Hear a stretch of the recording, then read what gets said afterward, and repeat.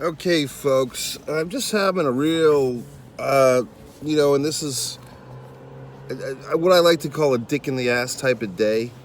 And that's not a homosexual reference. That's not, it is, but it's not. It's not homophobic. It's not homoerotic.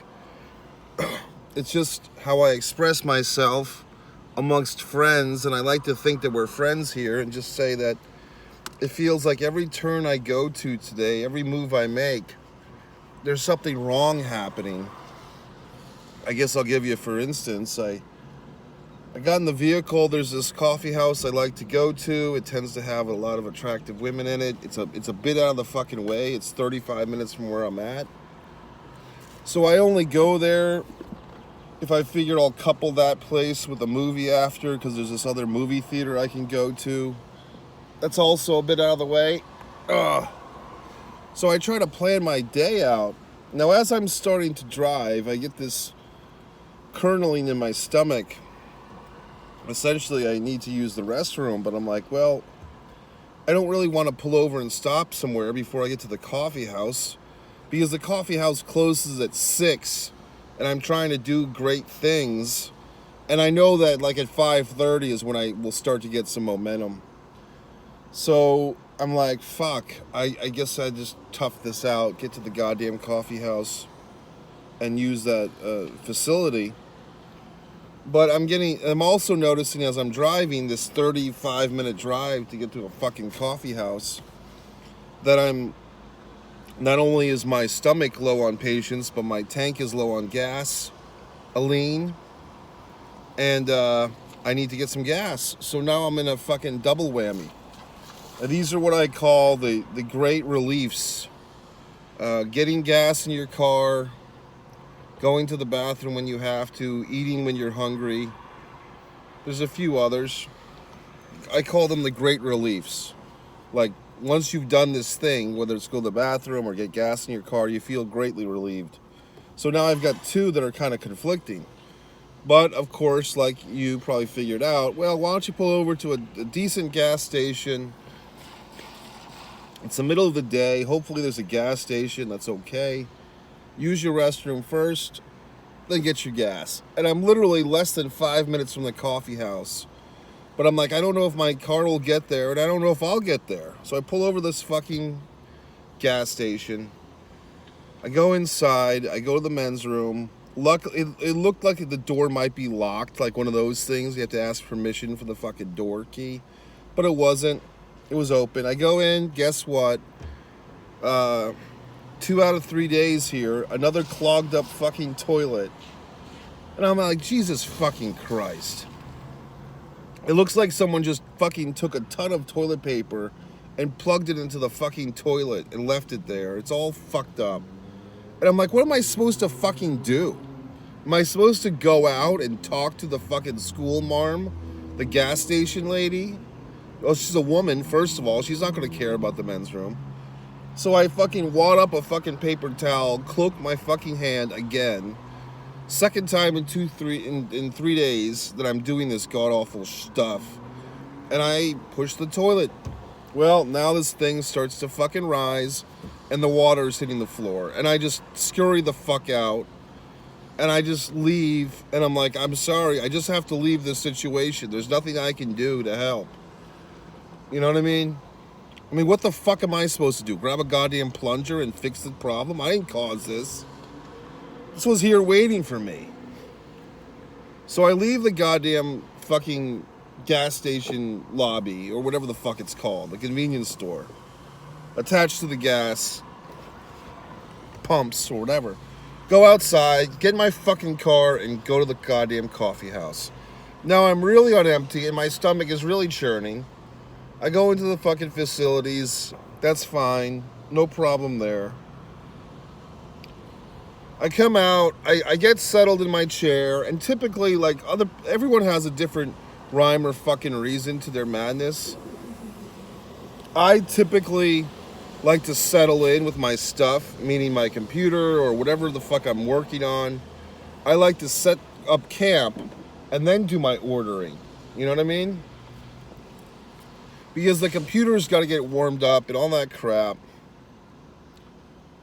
And so I'm doing that, and as I'm doing that, I'm forced to eavesdrop because I have no choice. That there's these two elder statesmen, I would say guys in their 60s, who are just talking and having like this fucking conversation. And it's just, I mean, they're talking so goddamn loudly, and they're sitting right in the middle of the little coffee hub. There's one attractive woman who's got her fucking earbuds in, and she's in her own little goddamn world. But these two old guys are just talking about bullshit. And I'm just trying to, I have no choice but to listen, because they've got this whole goddamn agenda where they're going to get all these fucking churches in town to meet. And what the fuck is going to happen? You know what I mean? Like, look, I'm not anti-religious. I'm not, whatever. Do whatever you want. I have my beliefs. You have yours. But whenever you see these old guys coming together and it's like they're just fucking rubbing their hands together, they've got some fucking agenda where all the churches in town are going to fucking meet, and it's going to be some big fucking thing. Like, the guys are literally saying this shit. We're going to get the black churches. We're going to get the Hispanic churches. I'm like, who cares? I mean, what are you going to do? Are you all going to convince each other of what you already believe? So that kind of goes back to my own thing, because earlier today I cut this wonderful anti-Monday Night Raw rant, which I was very heated, very angry, which I guess I'll share, but in a sense I feel like it might, because I'm just thinking, and I give him credit, Mikey Monty has pointed this out. Am I trying to push this agenda, this anti-WWE agenda? Yes, I am, obviously. But do I want these people following me around like the fucking WWE, like the church people follow people around? I don't know. Then I was on Twitter fucking feed, and a young lady, a nice woman from the UK, and she seems like a kid, really. But she's just like, who's watching Monday Night Raw tonight? And people are Twitter responding, me. And I was like, fuck, what do I do? So I just had to be honest, and I just had to say, I really can't. I can't support this show anymore after these horrible things that they've been saying. The writers are so god-awful, they disrespect, and I explained, I wasn't rude to her, but I'm just trying to explain. And maybe it's just a thing where I'm at an age where I need to accomplish things, and I don't have time for bullshit, and WWE is bullshit, and there's no joy in it, okay? And for her, however old she is, a high school kid, who the fuck knows, but she needs to do her thing in the UK and live her life. And if wrestling's a part of it, well, what the fuck? I mean, I wish perhaps she, wouldn't waste so much time watching it, but, that's the mistake I made, and if that's the mistake she's going to make, what can I do about it? I explained to her my stance. If she is going to go down that path with WWE and it keeps her off the streets or whatever, fine. I mean, I'm just having all these painful revelations. So here's the interesting part. These fucking old men were in the goddamn coffee house talking about their plans for city dominance of the church. There was no pulse in that place. You ever just go somewhere and you just feel like, I want to get the fuck out of here? Like there was no real reason for it. I mean, besides these old guys just talking. And they weren't bothering me. They were doing their own thing, but they were just so goddamn loud. And I'm just like, I gotta leave. Then I'm looking at the fucking movie theater app to see what movies are playing. It's either movies I've already seen or sequels to movies that I haven't seen. So I'm like, what the fuck?